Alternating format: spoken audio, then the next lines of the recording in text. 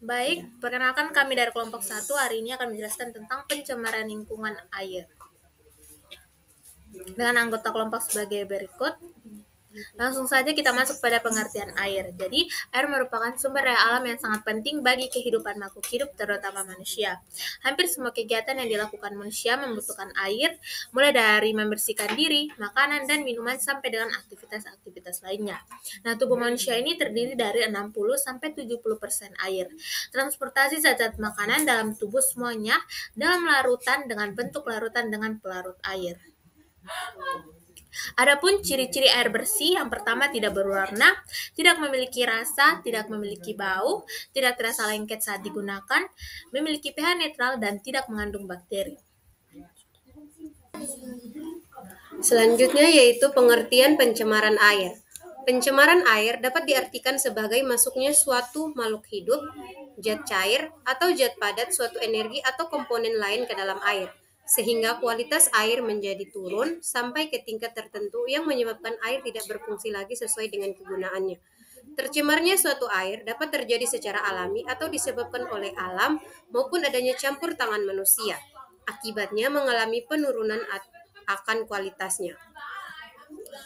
Berikutnya yaitu contoh pencemaran air di lingkungan, yaitu yang pertama pencemaran air karena limbah rumah tangga, pencemaran limbah industri, pencemaran air dari sektor pertanian, pencemaran air limbah sampah, dan yang terakhir yaitu penggunaan bahan peledak untuk menangkap ikan. Yang selanjutnya cara penanggulangan pencemaran air. Nah, cara penanggulangan pencemaran air karena limbah rumah tangga yaitu yang pertama, membuang sampah pada tempatnya dan tidak membuang sembarangan ke perairan. Yang kedua, memisahkan sampah yang dapat didaur ulang atau organik dan juga sampah yang tidak dapat didaur ulang atau anorganik. Yang ketiga, membuat kolam stabilisasi yang dapat digunakan untuk limbah hasil aktivitas rumah tangga. Yang keempat, mengurangi intensitas dari penggunaan berbagai produk yang dapat menghasilkan limbah dari aktivitas rumah tangga dengan mengganti berbagai produk menjadi produk ramah lingkungan. Yang terakhir yaitu membuat sanitasi yang benar dan bersih agar sumber mata air bersih yang ada tidak menjadi tercemar. Selanjutnya, cara penanggulangan pencemaran air karena limbah industri. Yang pertama, pengolahan limbah, pengurangan bahan berbahaya, penggunaan bahan ramah lingkungan, pemanfaatan energi, pengurangan sumber limbah, dan pengomposan.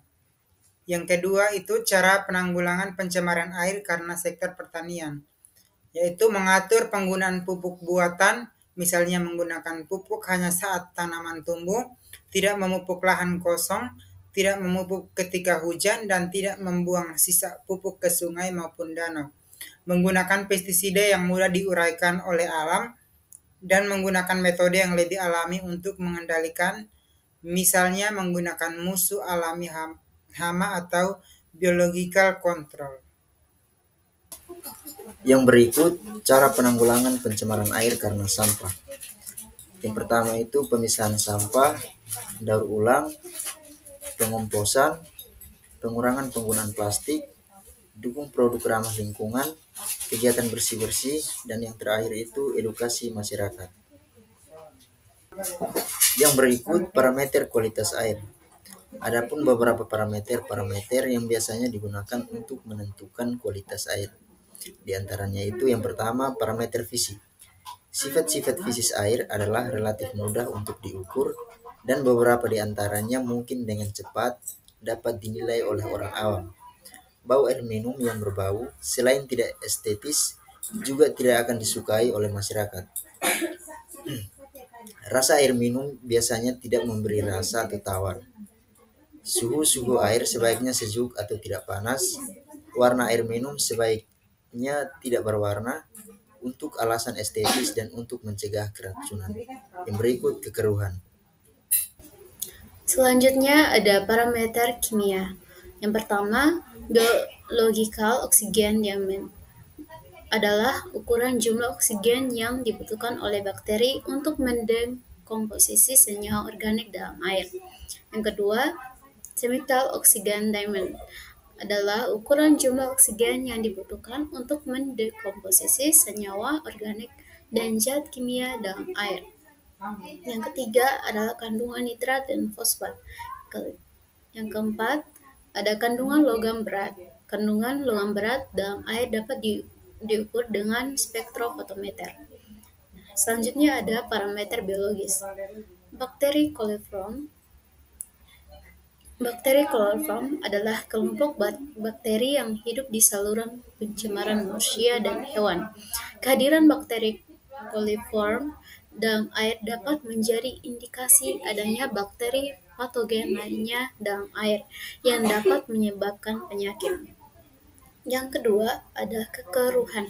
Kekeruhan adalah ukuran jumlah partikel padat yang terlarut dalam air. Kekeruhan air yang tinggi dapat menunjukkan adanya partikel organik atau inorganik dalam air. Ada juga parameter radiologis. Radioaktivitas merupakan kemampuan suatu zat untuk memancarkan radiasi.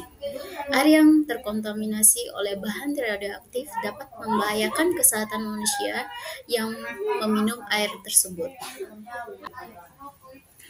Kesimpulan, jadi air merupakan sumber daya yang mutlak diperlukan untuk kehidupan. Nah, berdasarkan kegunaannya, diharapkan kualitas air yang digunakan masih memenuhi batas-batas toleransi kriteria kualitas air yang layak untuk digunakan.